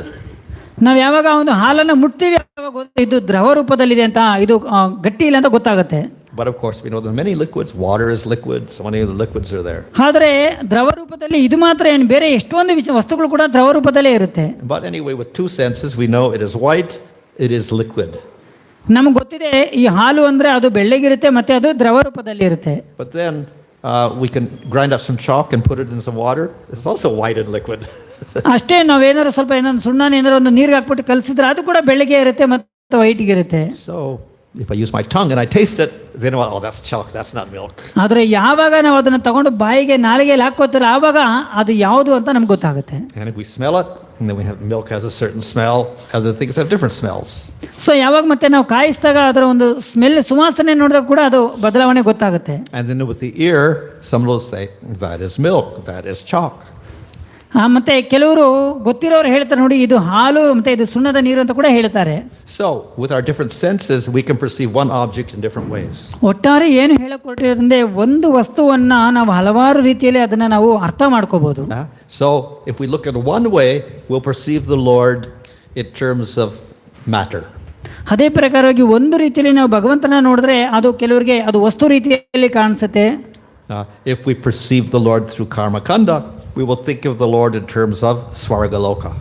ಯಾವಾಗ ನಾವು ಕರ್ಮಕಾಂಡದ ಮುಖಾಂತರವಾಗಿ ಅರ್ಥ ಮಾಡ್ಕೋತೀವಿ, ಅದನ್ನ ಸ್ವರ್ಗಲೋಕದಲ್ಲಿ ನಾವು ಅದನ್ನ ಅವಲೋಕನವನ್ನ ಮಾಡ್ತೀವಿ. If we perceive the Lord through jnana, we will see Brahman. ಯಾವಾಗ ನಾವು ಜ್ಞಾನಕಾಂಡದಲ್ಲಿ ನಾವು ಭಗವಂತನ ಅರ್ಥ ಮಾಡ್ಕೊಳಕ್ ಹೋಗ್ತೀವಿ, ಅದನ್ನ ಬ್ರಹ್ಮನ್ ಸಾಕ್ಷಾತ್ಕಾರದಲ್ಲಿ ತಿಳ್ಕೊತೀವಿ. That is no form, no qualities, no activities, spiritual substance. ಬ್ರಹ್ಮನ್ ಸಾಕ್ಷಾತ್ಕಾರ ಅಂದ್ರೆ ಅಲ್ಲಿ ಯಾವುದೇ ರೀತಿಯಂತ ಕ್ರಿಯೆಗಳು ಇರೋದಿಲ್ಲ, ಎಲ್ಲವೂ ಕೂಡ ಶೂನ್ಯ. If we perceive the Lord through bhakti, we get Bhagavan. ಆದರೆ ಯಾವಾಗ ನಾವು ಭಕ್ತಿಯ ಮುಖಾಂತರವಾಗಿ ಭಗವಂತನನ್ನ ಅರ್ಥ ಮಾಡ್ಕೋತೀವಾಗ ಭಗವಂತನ ನೇರ ಸಂದರ್ಶನ ನಮಗಾಗುತ್ತೆ. So just as different senses give you different perception of milk, so different processes like karma, gyan, yoga and bhakti give us different perceptions of Bhagavan. ಯಾವ ಪ್ರಕಾರವಾಗಿ ನಾವು ಹಾಲನ್ನ ಬೇರೆ ಬೇರೆ ರೀತಿಯಲ್ಲಿ ಬೇರೆ ಬೇರೆ ವಿಧಾನದಿಂದ ಅರ್ಥ ಮಾಡಿಕೊಂಡು ಅದೇ ಪ್ರಕಾರವಾಗಿ ಭಗವಂತನನ್ನು ಕೂಡ ಕರ್ಮಕಾಂಡದ ಮುಖಾಂತರವಾಗಿ ಜ್ಞಾನಕಾಂಡದ ಮುಖಾಂತರವಾಗಿ ಮತ್ತೆ ಕಟ್ಟ ಕಡೆಗೆ ಭಕ್ತಿಯ ಮುಖಾಂತರವಾಗಿ ಅರ್ಥ ಮಾಡ್ಕೋಬಹುದು. So we get the most general concept of God, Brahman, no form, no qualities, no activities. ಹಾಗಾಗಿ ನಾವು ಸಾಮಾನ್ಯವಾಗಿ ಭಗವಂತನನ್ನ ಭಗವಂತ ಈ ಪ್ರಕಾರ ಇರ್ತಾವೆ ಅಂತ ಸಾಮಾನ್ಯ ಜ್ಞಾನದಲ್ಲಿ ನಾವು ತಿಳ್ಕೊಂಡಿರ್ತೀವಿ. Then we get that God has a form and a few qualities. ಆಮೇಲೆ ಏನಾಗುತ್ತೆ ಅಂದ್ರೆ ಭಗವಂತ ಅವನಿಗೊಂದು ಆಕಾರ ಇದೆ, ಜೊತೆಲಿ ಅವನಿಗೆ ಲಕ್ಷಣಗಳಿದೆ ಅಂತ ತಿಳ್ಕೊತೀವಿ. Such as he has all knowledge and he creates the world. ಆ ಮುಖಾಂತರವಾಗಿ ಅವನಿಗೆ ಜ್ಞಾನದ ಇದ್ರೆ ಅವನಿಗೆ ಇದೆಲ್ಲವೂ ಕೂಡ ಗೊತ್ತಾಗುತ್ತೆ. This is Paramama conception of God. ಹಾಗಾಗಿ ಇದು ಪರಮಾತ್ಮನ ಸಾಕ್ಷಾತ್ಕಾರ ಅವನಿಗೆ ಆಮೇಲೆ ಗೊತ್ತಾಗುತ್ತೆ ಜ್ಞಾನದ ಮುಖಾಂತರ. And then through bhakti we perceive Bhagavan. ಆದರೆ ಭಕ್ತಿಯ ಮುಖಾಂತರವಾಗಿ ನೇರವಾಗಿ ಭಗವಂತನ ಒಂದು ಸಾಕ್ಷಾತ್ಕಾರವಾಗುತ್ತೆ. Form, qualities, activities, complete conception of God. ಜೊತೆಯಲ್ಲಿ ಭಗವಂತನ ಈ ಒಂದು ಭಕ್ತಿ ಮುಖಾಂತರವಾಗಿ ಭಗವಂತನ ಆಕಾರ, ಭಗವಂತನ ಲಕ್ಷಣಗಳು, ಭಗವಂತನ ಒಂದು ಆನಂದ ಇವೆಲ್ಲವೂ ಕೂಡ ಪರಿಪೂರ್ಣವಾಗಿ ಒಬ್ಬ ವ್ಯಕ್ತಿಗೆ ಸಾಧ್ಯವಾಗುತ್ತೆ. So Brahman, Paramatma, Bhagavan, they're all accepted as part of God. Different ways of seeing God. ಯಾವಾಗ ಒಬ್ಬ ವ್ಯಕ್ತಿ ಇವಂತ ಭಗವಾನ್ ಸಾಕ್ಷಾತ್ಕಾರವನ್ನು ಮಾಡ್ಕೋತಾರೆ ಅವ್ರಿಗೆ ಬೇರೆ ಎಲ್ಲವೂ ಕೂಡ ಅರ್ಥ ಆಗುತ್ತೆ. Nevertheless, we accept Bhagavan as complete knowledge of God. ಹಾಗಾಗಿ ಭಗವಾನ್ ಅಂದ್ರೆ ಅದೇ ಸಂಪೂರ್ಣವಾದಂತಹ ಪರಿಪೂರ್ಣವಾದಂತಹ ಜ್ಞಾನ. Okay. So the scriptures will present different types of knowledge to us. ಶಾಸ್ತ್ರಗಳು ನಮಗೆ ಬೇರೆ ಬೇರೆ ರೀತಿಯಾದಂತಹ ಜ್ಞಾನಗಳನ್ನು ನಮಗೆ ಕೊಡುತ್ತೆ. We'll get some foundational knowledge. ಅದರಲ್ಲಿ ಮುಖ್ಯವಾಗಿ ಬೇಸಿಕ್ ಫೌಂಡೇಶನಲ್ ನಾಲೆಡ್ಜ್ ಕೆಲವೊಂದು. Just like if you go to college and you want to be an engineer, then you have to get all sorts of knowledge of mathematics and physics and whatever. ಉದಾಹರಣೆಗೆ ನಾವು ಯಾವ್ದಾರ ಒಂದು engineering ಕಾಲೇಜ್ಗೆ ಹೋಗ್ಬೇಕಂದ್ರೆ ನಮಗೊಂದು basic knowledge like maths, physics ಎಲ್ಲ ಗೊತ್ತಿರುತ್ತಲ್ಲ ಆ ಪ್ರಕಾರವಾಗಿ. But then you also have to be practical and use that to build a bridge or build a building, etc. ಆದರೆ ಜೊತೆಯಲ್ಲಿ ಅಷ್ಟು ಮಾತ್ರ ಇದ್ರೆ ಆಗಲ್ಲ, ಜೊತೆಗೆ ಪ್ರಾಯೋಗಿಕವಾದಂಥ ಒಂದು ಜ್ಞಾನ ಕೂಡ ಇರಬೇಕು. ಆ ಒಂದು ಎಲ್ಲ ಜ್ಞಾನದನ್ನ ಹೇಗೆ ನಾವೆಲ್ಲ ಕಟ್ಟಡಗಳನ್ನು ಕಟ್ಟಬೇಕು ಅಂತ. So we have some practical things we have to do as well. ಹಾಗಾಗಿ ಕೆಲವೊಂದು ಪ್ರಾಯೋಗಿಕವಾಗಿ ನಾವೆಲ್ಲ ಪ್ರಾಕ್ಟಿಕಲ್ ಆಗಿ ಕೂಡ ನಾವು ಎಷ್ಟೊಂದು ಮಾಡ್ತಿರ್ತೀವಿ. And then we have a whole goal of that process of our action. What is the final result we want? ಈ ಪ್ರಕಾರವಾಗಿ ನಾವು ಹಲವಾರು ಕೆಲಸಗಳನ್ನ ಮಾಡ್ತಾ ಒಂದು ಪರಿಪೂರ್ಣ ಒಂದು ಫೈನಲ್ ರಿಸಲ್ಟ್ ನಾವು ಪಡ್ಕೋತೀವಿ. So we call these things Sambandha, Abhideya and Prayojana, three aspects of scripture. ಹಾಗಾಗಿ ಶಾಸ್ತ್ರಗಳಲ್ಲಿ ಮೂರು ರೀತಿಯಾದಂಥ ಜ್ಞಾನ, ಒಂದು ಸಂಬಂಧ, ಮತ್ತೊಂದು ಅಭಿಧೇಯ, ಕೊನೆಯದಾಗಿ ಪ್ರಯೋಜನ. In other words, basic knowledge, a practice to attain a goal. ಅಂದ್ರೆ ಮತ್ತೊಂದು ಸರಳವಾಗಿ ಹೇಳ್ಬೇಕಂದ್ರೆ ಮೊದಲು ನಮಗೆ ಸ್ವಲ್ಪ ಜ್ಞಾನ ಇರಬೇಕು. ಆ ಜ್ಞಾನದ ಮುಖಾಂತರವಾಗಿ ನಾವು ಅದನ್ನ ಅಭ್ಯಾಸವನ್ನ ಮಾಡಬೇಕು. ಆ ಮುಖಾಂತರವಾಗಿ ನಮ್ಮ ಗುರಿಯನ್ನು ತಲುಪಬೇಕು. So this operates in the material world. In order to do anything, you need some knowledge. ಇದನ್ನ ಕೇವಲ ಆಧ್ಯಾತ್ಮಿಕ ಜಗತ್ತಿನಲ್ಲ, ನಾರ್ಮಲ್ ಆಗಿ ನಾವು ಭೌತಿಕ ಜಗತ್ತಿನಲ್ಲೂ ಕೂಡ ಈ ಪ್ರಕಾರವಾಗಿ ಅರ್ಥ ಮಾಡ್ತೀವಿ. But then you have to develop a process to get to your goal. ಜೊತೆಯಲ್ಲಿ ನಾವೇನ್ ಮಾಡ್ತೀವಿ, ಫಸ್ಟ್ ಜ್ಞಾನ, ಆಮೇಲೆ ಅದನ್ನ ಪ್ರಾಕ್ಟಿಕಲ್ ಆಗಿ ಕೆಲವೊಂದು ಪ್ರಾಸೆಸ್ ಮಾಡ್ತೀವಿ. So similarly in spiritual life we have scriptures and they will give us different types of knowledge to get to different goals. ಅದೇ ಪ್ರಕಾರವಾಗಿ ಶಾಸ್ತ್ರಗಳಲ್ಲೂ ಕೂಡ ಹಲವಾರು ರೀತಿಯಾದಂಥ ಜ್ಞಾನವನ್ನು ಕೊಡುತ್ತೆ. ಆ ಮುಖಾಂತರವಾಗಿ ನಾವು ಗುರಿಯನ್ನು ತಲುಪಬಹುದು. So we have the karma scriptures, the jnana scriptures like Upanishads, we have the yoga scriptures like Patanjali Yoga Sutras, we have bhakti scriptures, and finally we get Bhagavatam. ಅದೇ ಪ್ರಕಾರವಾಗಿ ನೋಡಿ, ಈ ಪ್ರಕಾರವಾಗಿ ಇದೆ. ಕೆಲವು ಕಡೆ ಕರ್ಮದ ವಿಚಾರ, ಜ್ಞಾನದ ವಿಚಾರ, ಮತ್ತೆ ಯೋಗ ಸಾಧನೆಗಳು, ನಂತರ ಭಕ್ತಿಗೆ ಸಂಬಂಧಪಟ್ಟಂತ ಶಾಸ್ತ್ರಗಳು, ಕಟ್ಟ ಕಡೆದಾಗಿ ಭಗವಾನ್ ಸಾಕ್ಷಾತ್ಕಾರ. You follow the karma scriptures, you can get your goal and go to Svargaloka. ಅಂದ್ರೆ ನಮಗೆಲ್ಲ ಗೊತ್ತಿದೆ, ಯಾವಾಗ ನಾವು ಕೆಲವೊಂದು ಒಳ್ಳೆ ಉತ್ತಮವಾದಂಥ ಕರ್ಮಗಳನ್ನ ಮಾಡ್ತೀವಿ ಅವರು ಸ್ವರ್ಗಲೋಕಕ್ಕೆ ಹೋಗ್ತಾರೆ ಅಂತ ವಿಚಾರ. You follow the jnana scriptures or the yoga scriptures, you can get Brahman. ಅದೇ ಪ್ರಕಾರ ಯಾವಾಗ ನಾವು ಹೆಚ್ಚಿಗೆ ಯೋಗಗಳಲ್ಲಿ, ಯೋಗ ಸಾಧನೆಗಳಲ್ಲಿ, ಸಿದ್ಧಿಗಳಲ್ಲಿ ನಾವು ತೊಡಗ್ತೀವಲ್ಲ ಅವ್ರಿಗೆ ಬ್ರಹ್ಮನ್ ಸಾಕ್ಷಾತ್ಕಾರ ಆಗುತ್ತೆ. Follow the bhakti scriptures, you get Vaikuntha. ಆದ್ರೆ ಯಾರು ಭಕ್ತಿಯ ಪಥದಲ್ಲಿ ಹೋಗ್ತಾರೆ ಅವ್ರಿಗೆ ವೈಕುಂಠ ಸಿಗುತ್ತೆ. You follow Bhagavatam, you get Goloka. ಆದ್ರೆ ಯಾರು ಭಾಗವತವನ್ನ ಪಾಲನೆ ಮಾಡ್ತಾರೆ, ಪರಿಪಾಲನೆ ಮಾಡ್ತಾರೆ, ಅವ್ರಿಗೆ ಗೋಲೋಕ ವೃಂದಾವನ ಸಿಗುತ್ತೆ. What do you experience there? You don't just go there, you want some experience. ಹಾಗಾಗಿ ಅದರಲ್ಲಿ ಅಲ್ಲಿ ಹೋದ್ರೆ ಹೇಗಿರುತ್ತೆ ಅಂತ ಒಂದು ಎಕ್ಸ್ಪೀರಿಯನ್ಸ್ ನಮ್ಗೆ ಗೊತ್ತಿರಬೇಕಲ್ವಾ. So you go to Svargaloka, material enjoyment. ಸ್ವರ್ಗಲೋಕಕ್ಕೆ ಹೋದ್ರೆ ಅಲ್ಲಿ ಭೌತಿಕವಾದಂಥ ಹೆಚ್ಚಿನವಾದಂಥ ಸುಖ ಅಲ್ಲಿ ಇರುತ್ತೆ. If you go to Brahman, you get Brahmananda. ನೀವೇಂದ್ರೆ ಬ್ರಹ್ಮಲೋಕಕ್ಕೆ ಹೋದ್ರೆ ಬ್ರಹ್ಮಾನಂದವನ್ನ ಒಂದು ಅನುಭವನ ಮಾಡಬಹುದು. Practice yoga, you can realize Paramatma. ಯಾವಾಗ ನಾವು ಯೋಗ ಸಿದ್ಧಿಗಳನ್ನ ಮಾಡ್ತೀವಿ, ಅಷ್ಟಾಂಗ ಯೋಗಗಳಲ್ಲಿ, ಆ ಮುಖಾಂತರ ಪರಮಾತ್ಮನನ್ನ ಅರ್ಥ ಮಾಡಬಹುದು. You go to Vaikuntha, you get Prema. ವೈಕುಂಠಕ್ಕೆ ಹೋದ್ರೆ ಭಗವಂತನ ಜೊತೆ ಪ್ರೇಮವನ್ನು ಸಾಧನೆ ಮಾಡಬಹುದು. You go to Goloka, you get Madhurya Prema. ಯಾವಾಗ ನಾವು ಗೋಲಕ್ಕೆ ಹೋಗ್ತೀವಿ, ಭಗವಂತನ ಜೊತೆ ಮಾಧುರ್ಯವಾದಂಥ ಪ್ರೇಮವನ್ನು ಸಂಪಾದನೆ ಮಾಡಬಹುದು. So by following these different processes of scripture, we get different goals. ಹಾಗಾಗಿ ಈ ಶಾಸ್ತ್ರಗಳ ಹಲವಾರು ವಿಧಾನಗಳನ್ನು ನಾವು ಫಾಲೋ ಮಾಡ್ತಾ ಬೇರೆ ಬೇರೆ ರೀತಿಯಂಥ ಗುರಿಗಳನ್ನು ನಾವು ತಲುಪಬಹುದು. And the scriptures allow us to choose what we want. ಹಾಗಾಗಿ ಶಾಸ್ತ್ರಗಳ ಮುಖಾಂತರವಾಗಿ ನಾವು ಆಯ್ಕೆ ಮಾಡ್ಕೊಬಹುದು ನಾವು ಎಲ್ಲಿಗೆ ಹೋಗ್ಬೋದು ಅಂತ. And they give us processes to achieve that. ಮತ್ತೆ ಅದನ್ನ ಪಡೆಯೋದಕ್ಕೋಸ್ಕರ ನಾವು ಕೆಲಸಗಳನ್ನು ಮಾಡಬೇಕು. So if you want to go to other material planets, you can go through karma yoga. ಅಂದರೆ ಏನು ಹೇಳಕ್ಕೆ ಹೊರಟಿದ್ದಂದ್ರೆ, ನಾವು ನಮ್ಮ ಪ್ರಾರಂಭ ಹೇಗಿತ್ತಾನೆ ಇತರ ಲೋಕಗಳಿಗೆ ಸುಲಭ ಪ್ರಯಾಣದಲ್ಲಿ ನಾವೇನಾದ್ರು ಬೇರೆ ಸ್ವರ್ಗಲೋಕಗಳಿಗೆ ಹೋಗಬೇಕಂದ್ರೆ ನೀವು ಕರ್ಮಕಾಂಡವನ್ನು ಫಾಲೋ ಮಾಡಬೇಕು. If you want to get liberation beyond the material world, then you follow Jnana yoga or Ashtanga yoga. ನೀವೇನಾದ್ರು ಈ ಒಂದು ಭೌತಿಕ ಜಗತ್ತನ್ನು ಮೀರಿ ಮುಂದಕ್ಕೆ ಹೋಗಬೇಕಂದ್ರೆ ಅಲ್ಲಿ ನಾವು ಜ್ಞಾನ ಯೋಗ, ಅಷ್ಟಾಂಗ ಯೋಗವನ್ನು ಫಾಲೋ ಮಾಡಬೇಕು. If you want to go to Vaikuntha, then you follow Bhakti. ವೈಕುಂಠಕ್ಕೆ ಹೋಗ್ಬೇಕಂದ್ರೆ ಭಕ್ತಿಯನ್ನ ನಾವು ಅಭ್ಯಾಸ ಮಾಡಬೇಕು. If you want to go to Goloka, you follow Bhagavatam. ಗೋಲಕಕ್ಕೆ ಹೋಗ್ಬೇಕಂದ್ರೆ ಭಾಗವತವನ್ನ ನಾವು ಅಭ್ಯಾಸ ಮಾಡಬೇಕು. So in this way, the Bhagavatam presents all of these things, but of course it's emphasizing the best is to choose Goloka and Krishna. ಹಾಗಾಗಿ ಭಾಗವತದ ಒಂದು ಕಟ್ಟಕಡೆಯ ಸಾರ, ನಾವೆಲ್ಲರೂ ನಿಜವಾಗ್ಲೂ ಎಲ್ಲಿಗೆ ಹೋಗ್ಬೇಕನ್ನೋ ಗೋಲಕಕ್ಕೆ ಹೋಗ್ಬೇಕಂದ್ರೆ ಭಾಗವತದ ಆಶ್ರಯವನ್ನ ಪಡ್ಕೋಬೇಕು. So yes, God is Brahman, God is Paramatma, God is Vishnu, etc., and God is Krishna. So you can choose. So ಹಾಗಾಗಿ ಭಗವಂತನನ್ನ ಕೆಲವರು ಬ್ರಹ್ಮನಾಗಿ, ಪರಮಾತ್ಮನಾಗಿ, ಮತ್ತೆ ಭಗವಂತ ದೇವೋತ್ತಮ ಪರಮಪುರುಷ ಕೃಷ್ಣನಾಗಿ ಈ ಪ್ರಕಾರವೇ ನಾವೇ ಅರ್ಥ ಮಾಡ್ಕೋಬಹುದು. Of course, with Bhagavan, there are also many forms of Bhagavan.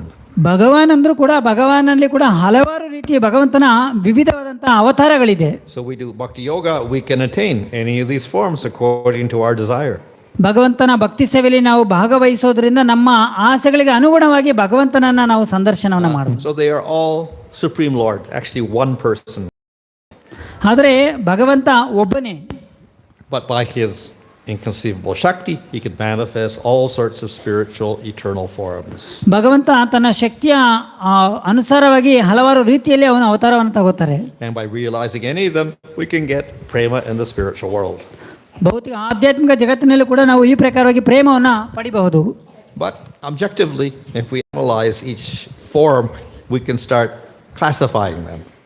ಹಾಗಾಗಿ ನಾವು ಈ ಮುಖಾಂತರವಾಗಿ ಭಾಗವತದ ಮುಖಾಂತರವಾಗಿ ಬೇರೆ ಬೇರೆ ವಿಧಾನಗಳನ್ನು ನಾವು ನೋಡಬಹುದು. So of course at the bottom of forms there's some jivas who have special powers like Narada Muni and Prithu and Parsuram. So they're called Aveshavatars. ಹಾಗಾಗಿ ಭಗವಂತನ ಅವತಾರಗಳನ್ನು ಬೇರೆ ಬೇರೆ ರೀತಿಯಲ್ಲಿ ನಾವು ನೋಡಬಹುದು. ಉದಾಹರಣೆಗೆ ನಾರದ ಮುನಿಗಳನ್ನ, ಪೃಥು ಮಹಾರಾಜನ ನೋಡಿದ್ರೆ ಭಗವಂತನ ಮತ್ತೊಂದು ಶಕ್ತಿಯಾವೇಶ ಅವತಾರಗಳನ್ನು ನಾವು ಅಲ್ಲಿ ನೋಡಬಹುದು. So because they're jivas, they have much less power. ಜೀವಾತ್ಮಗಳಂತ ನಮಗೆ ಅಷ್ಟೊಂದು ಶಕ್ತಿ ಇಲ್ಲದೆ ಇರಬಹುದು. Then we get the full forms of the Lord. ಹಾಗಾಗಿ ಭಗವಂತನಿಗೆ ನಾವು 4 ಭುಜದ ವಿಷ್ಣುವಿನ ರೂಪದಲ್ಲಿ ಕೂಡ ನಾವು ನೋಡಬಹುದು. But even there, some forms will manifest very few powers. ಕೆಲವು ಅವತಾರಗಳಲ್ಲಿ ಕೆಲವೊಂದು ಮಟ್ಟಿಗೆ ಮಾತ್ರ ಶಕ್ತಿಯನ್ನು ನಾವು ನೋಡಬಹುದು. They're called Prabhava forms. ಅದನ್ನ ಪ್ರಭಾವ ಅವತಾರಗಳಂತ ಕರೀತಾರೆ. So like Mohini avatar.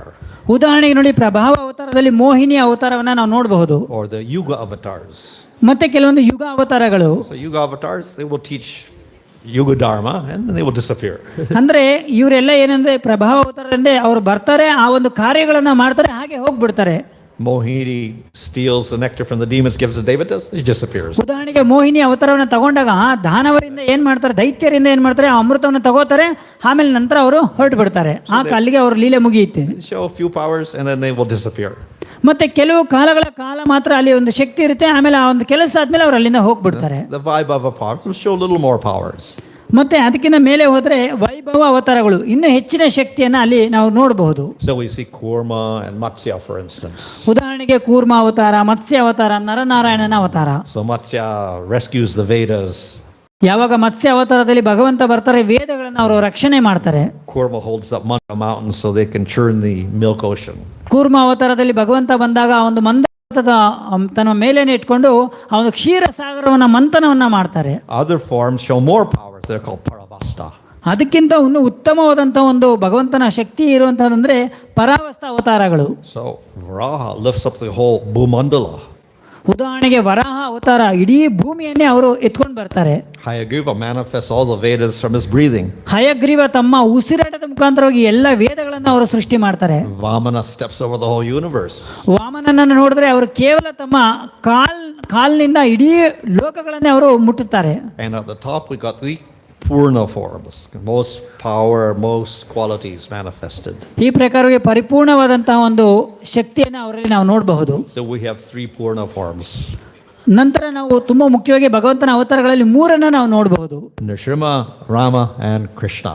ಮುಖ್ಯವಾಗಿ ನರಸಿಂಹ, ರಾಮ ಮತ್ತೆ Krishna. So we see actually these are very popular forms because they manifest so many qualities, many people are attracted to them. ಯಾಕೆ ಇದು ತುಂಬಾ ನಮ್ಮೆಲ್ಲರೂ ಕೂಡ ಚಿರಪರಿಚಿತ. ಕಾರಣ ಏನಂದ್ರೆ ಈ ಎಲ್ಲ ಗುಣಗಳು, ಲಕ್ಷಣಗಳನ್ನ ನಾವೆಲ್ಲರಲ್ಲೂ ಕೂಡ ನಾವು ಅದನ್ನ ಭಗವಂತನಲ್ಲಿ ನೋಡ್ತೀವಿ ಚಿರಪರಿಚಿತವಾಗಿ. But of all the forms, Krishna manifests the most qualities. ಆದ್ರೆ ಎಲ್ಲ ಅವತಾರಗಳಲ್ಲೂ ಕೂಡ ಕೃಷ್ಣ ತುಂಬಾ ಅತ್ಯುತ್ತಮವಾದಂತಹವರು. How do we know this? ಹೇಗೆ ಇದನ್ನ ನಾವು ನೋಡೋದು, ಅರ್ಥ ಮಾಡೋದು? So we go to the scripture. ಶಾಸ್ತ್ರಗಳ ಒಂದು ಮೊರೆಯನ್ನು ನಾವು ಹೋಗಬೇಕು. What scripture? ಶಾಸ್ತ್ರಗಳೆಲ್ಲಿದೆ? Go to the Bhagavatam. ಭಾಗವತದಲ್ಲಿದೆ. So Bhagavatam clearly says, Krishna's tu Bhagavan Swayam. Krishna is the ultimate form. ಹಾಗಾಗಿ ಭಾಗವತ ಎಲ್ಲ ವೇದಗಳ ಸಾರ ಅಂತ ನಾವು ಅರ್ಥ ಮಾಡ್ಕೊಂಡು ವೇದವ್ಯಾಸರು ಬರೆದಿದ್ರು. ಆ ಭಾಗವತದಲ್ಲಿ ಹೇಳ್ತಿದ್ರೆ ಕೃಷ್ಣಸ್ತು ಭಗವಾನ್ ಸ್ವಯಂ, ಕೃಷ್ಣ ದೇವೋತ್ತಮ ಪರಮ ಪುರುಷ.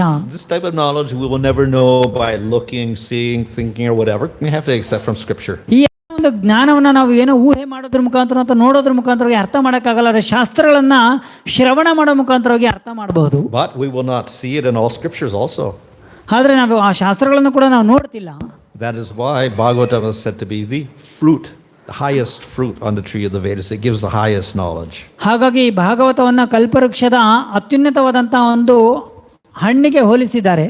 Yeah. So Nrsimhadev is powerful. Rama is more powerful. Powerful. ಹಾಗಾಗಿ ನರಸಿಂಹದೇವರು ತುಂಬಾ ಬಲಿಷ್ಠರಾದವರು, ಅವ್ರಿಗಿಂತ ನಂತರ ರಾಮ, ಆದ ನಂತರ Krishna. But not only Krishna has the most power, he's got some extra quality that nobody else has. Krishna ಕೇವಲ ತುಂಬಾ ಶಕ್ತಿಶಾಲಿ ಮಾತ್ರ ಅಲ್ಲ, ಜೊತೆಲಿ ಅವರಲ್ಲಿ ಹಲವಾರು ಹೆಚ್ಚಿನ ಗುಣಗಳನ್ನು ಕೂಡ ನಾವು ಕೃಷ್ಣನಲ್ಲಿ ನೋಡಬಹುದು. That is sweetness. ಮುಖ್ಯವಾಗಿ ಮಾಧುರ್ಯ.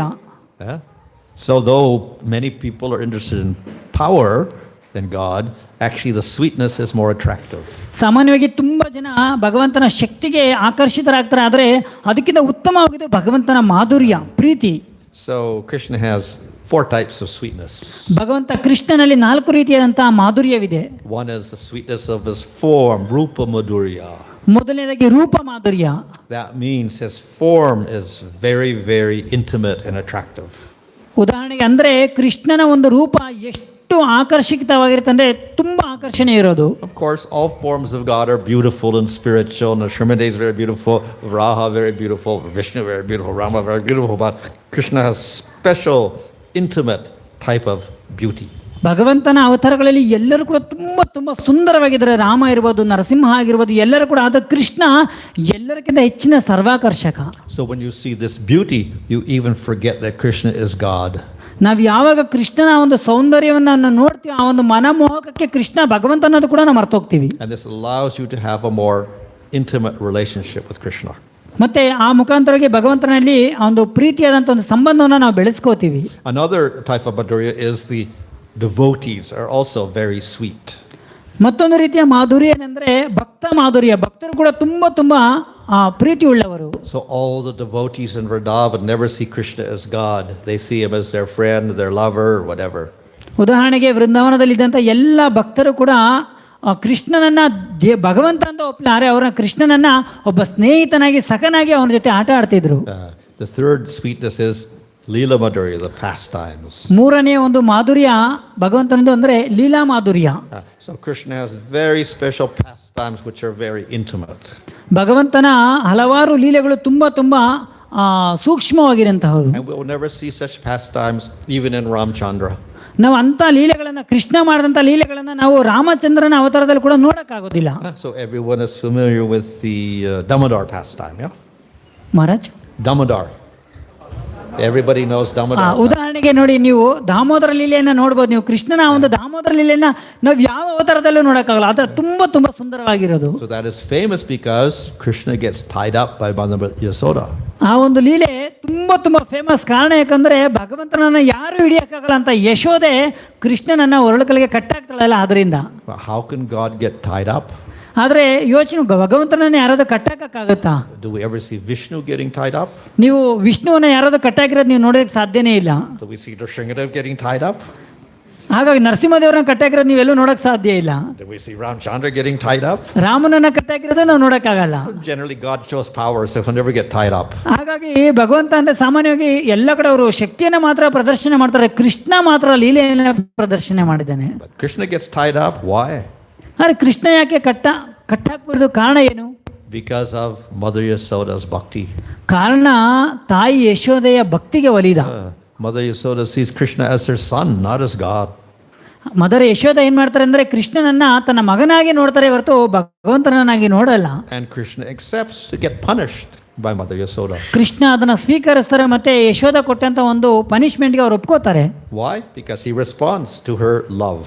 ಕಾರಣ ಅವರ ಪ್ರೀತಿಗೆ ಭಗವಂತ ಕೊಟ್ಟಂತ ಪ್ರತ್ಯುತ್ತರ.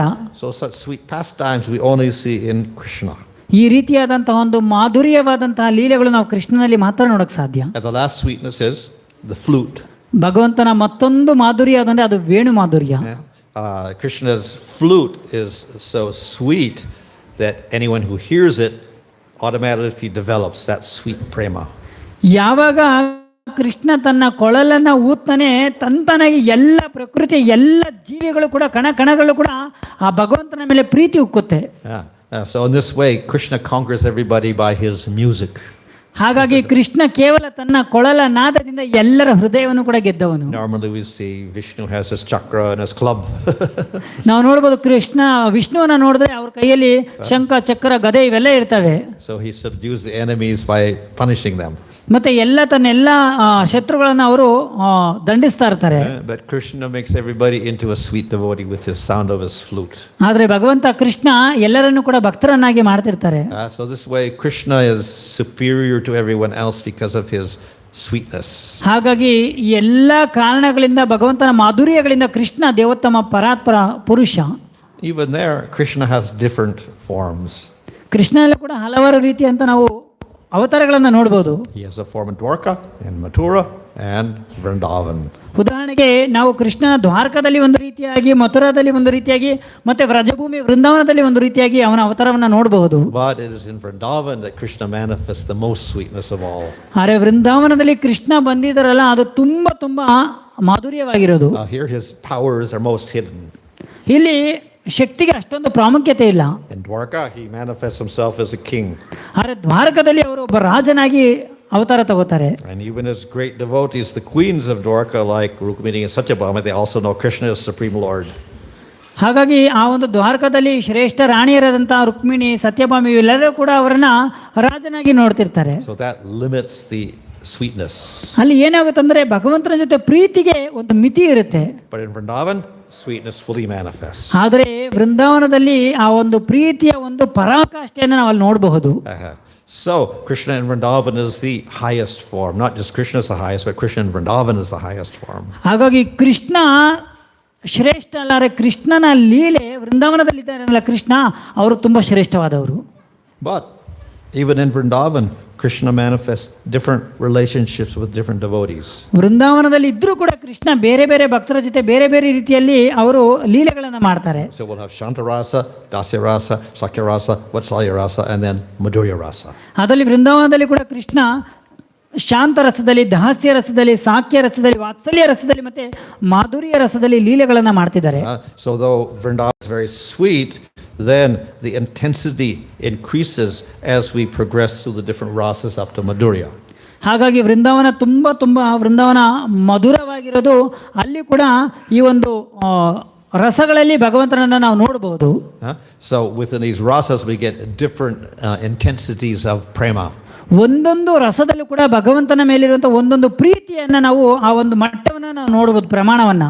And the most intense is in Madhurya rasa. ಆದರೆ ತುಂಬ ಹೇಳಿದ್ನಲ್ಲ, ಪ್ರೀತಿಯ ಪರಾಕಾಷ್ಠೆ ಎಲ್ಲಿ ಅಂದರೆ ಅದು ಮಾಧುರ್ಯ ರಸದಲ್ಲಿದೆ. So prema is a general term.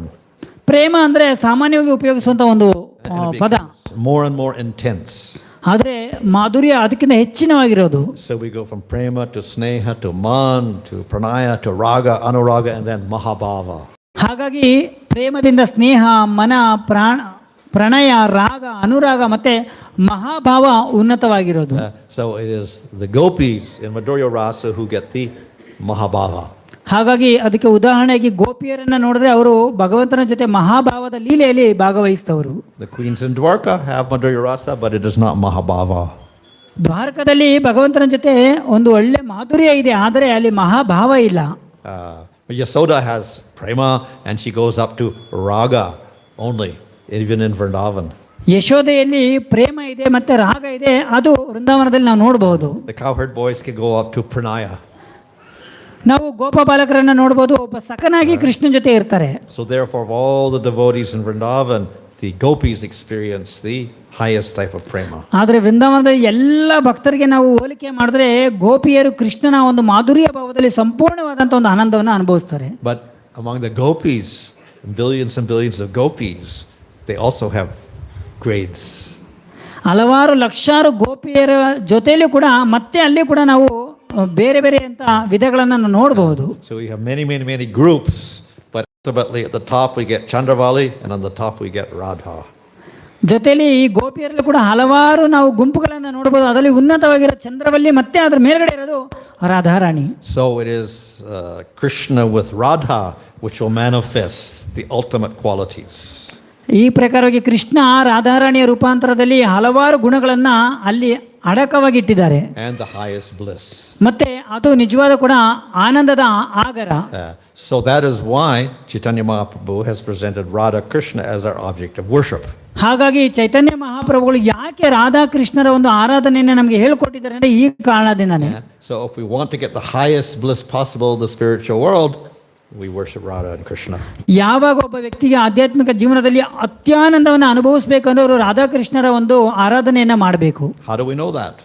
ಹೇಗೆ ನಾವು ಅದನ್ನು ಅರ್ಥ ಮಾಡ್ಕೊಳ್ಳೋದು? We have to go to the scripture. ಹೇಗೇನು ಮತ್ತೆ ನಾವು ಶಾಸ್ತ್ರಗಳಿಗೆ ಹೋಗಬೇಕು. Which scripture? Bhagavatam. ಯಾವ ಶಾಸ್ತ್ರ? ಭಾಗವತಕ್ಕೆ ಹೋಗಬೇಕು. How do we get there? How do we realize? How do we go to Goloka? ಹೇಗೆ ನಾವು ಅರ್ಥ ಮಾಡ್ಕೊಳ್ಳೋದು? ಹೆಂಗೆ ಸಾಕ್ಷಾತ್ಕಾರ ಆಗುತ್ತೆ? ಹೆಂಗೆ ನಾವು ಗೋಲಕಕ್ಕೆ ಹೋಗೋದು? So the Bhagavatam gives us the process of bhakti yoga. ಹಾಗಾಗಿ ಭಾಗವತದಲ್ಲಿ ಭಕ್ತಿ ಯೋಗದ ಒಂದು ವಿಧಾನವನ್ನು ನಮಗೆ ತಿಳುವಳಿಕೆ ಕೊಟ್ಟಿದೆ. So we get the proper spiritual knowledge, proper spiritual method to the proper goal. ಈ ಮುಖಾಂತರವಾಗಿ ಸರಿಯಾದಂತಹ ಆಧ್ಯಾತ್ಮಿಕವಾದಂತಹ ಜ್ಞಾನ, ಆಧ್ಯಾತ್ಮಿಕವಾದಂತಹ ಪ್ರಕ್ರಿಯೆಗಳು ಮತ್ತೆ ಆಧ್ಯಾತ್ಮಿಕವಾದಂತಹ ಲೋಕ. Yeah. So instead of trying to go to America or somewhere else in the material world, let us go to the highest point in the spiritual world, that is Goloka Vrindavan. ಹಾಗಾಗಿ ಕಡೆಯ ಸಾರಾಂಶ ಏನು ಹೇಳ್ತಿದ್ದಾರೆ ಮಹಾರಾಜ್ ಅಂದ್ರೆ, ಅಮೆರಿಕಾಗೆ ಹೋಗಬೇಕು, Africa ಹೋಗಬೇಕು, London ಹೋಗಬೇಕು ಅನ್ನೋ ಆಸೆಗಳನ್ನು ಬಿಟ್ಟು ಅಲ್ಲೆಲ್ಲೇ ಹೋದ್ರೂ ಕೂಡ ತುಂಬ ಕಡಿಮೆನೇ ನಮ್ಮ ಉನ್ನತವಾದಂಥ ಗುರಿ, ನಮ್ಮ ಮನೆ ಇದೆಯಲ್ಲ ಅದು ಗೋಲೋಕ ವೃಂದಾವನಕ್ಕೆ ಹೋಗಬೇಕು ಅಂತ ಹೇಳ್ತಿದ್ದಾರೆ. So to do that, then we should study Bhagavatam. ಹಾಗಾಗಿ ಅಲ್ಲಿಗೆ ಹೋಗ್ಬೇಕಂದ್ರೆ ನಾವೇನ್ ಮಾಡ್ಬೇಕಂದ್ರೆ ಭಾಗವತದ ಒಂದು ಅಧ್ಯಯನವನ್ನ ಮಾಡಬೇಕು. Of course, even Bhagavatam we have to get from the proper authorities. ಅಂತ ಭಾಗವತದ ಶ್ರವಣನು ಕೂಡ ಅಧಿಕೃತವಾದಂಥ ಗುರುಗಳಿಂದ ಪಡಿಬೇಕು. So Lord Chaitanya has his sampradaya, we go through those authorities. ಹಾಗಾಗಿ ಚೈತನ್ಯ ಮಹಾಪ್ರಭುಗಳು ಸಂಪ್ರದಾಯವನ್ನು ಕೊಟ್ಟಿದ್ದಾರೆ, ಆ ಸಂಪ್ರದಾಯದ ಅಧಿಕೃತದಲ್ಲಿ ನಾವು ಹೋಗಬೇಕು. And then we can get to the ultimate goal. ಹಾಗಾಗಿ ಅವರು ನಮಗೆ ಅಲ್ಲಿ ಆ ಒಂದು ದಾರಿಗೆ ಕರ್ಕೊಂಡು ಹೋಗ್ತಾರೆ. Hare Krishna. Hare Krishna.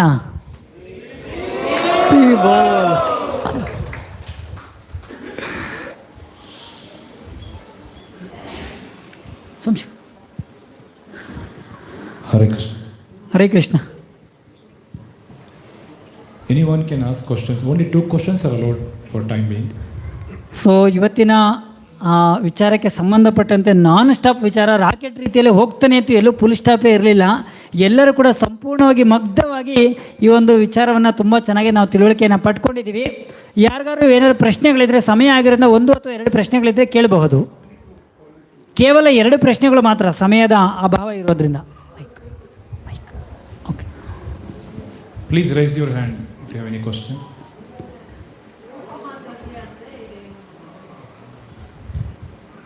S.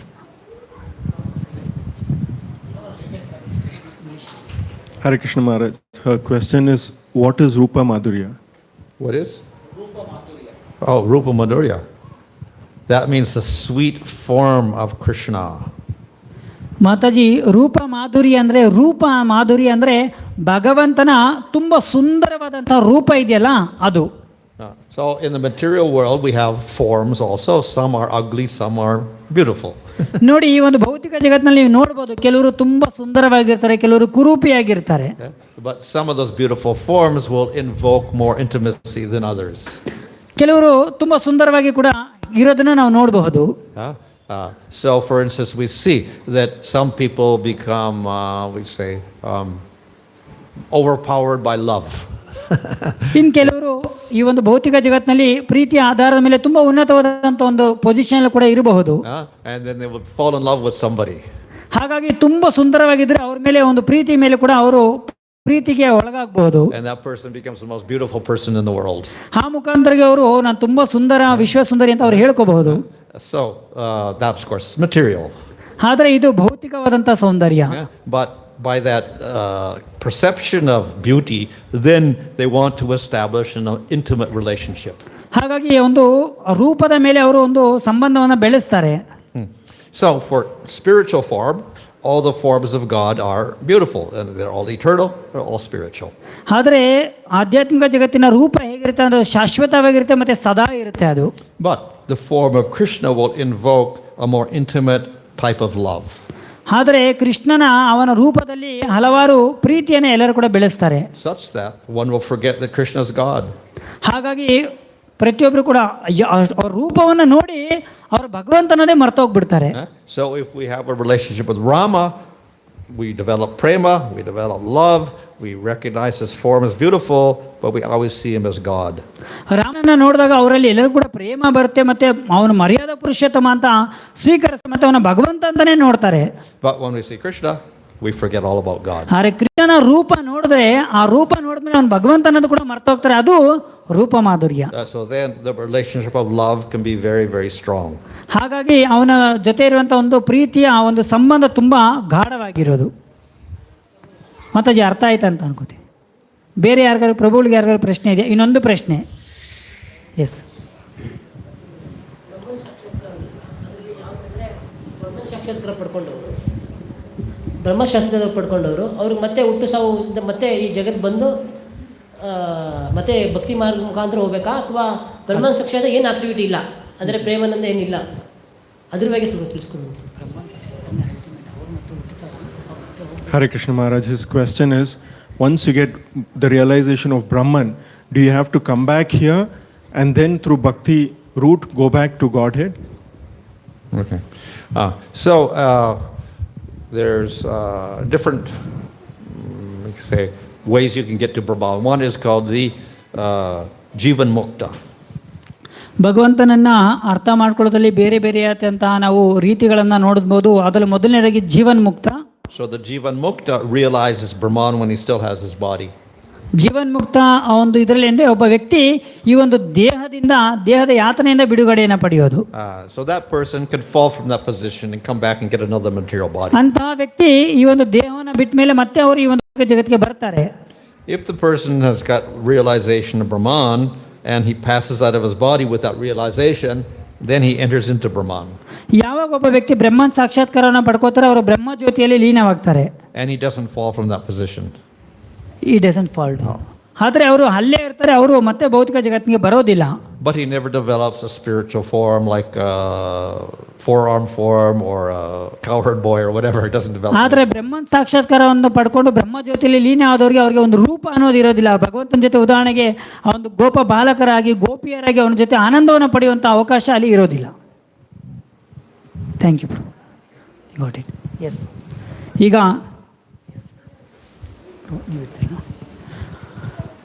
ಮೊದಲನೇದಾಗಿ ತುಂಬ ಕಡಿಮೆ ಸಮಯದಲ್ಲಿ ಎಲ್ಲರಿಗೂ ಕೂಡ ಜೀವನದಲ್ಲಿ ಒಂದು ಗುರಿ ಅಂತ ಇರುತ್ತೆ, ನಾವೆಲ್ಲರೂ ಒಂದು ರೀತಿ ಒಂದು ಕಡೆ ಹೋಗಬೇಕು ಅನ್ನೋದಿರುತ್ತೆ. ಆದರೆ ನಿಜವಾಗ್ಲೂ ಕೂಡ ಯಾರಿಗೆ ಎಲ್ಲಿಗೆ ಹೋಗಬೇಕು ಅನ್ನೋ ವಿಚಾರ ನಮಗೆ ನಿಜವಾಗ್ಲೂ ಗೊತ್ತಿರಲಿಲ್ಲ.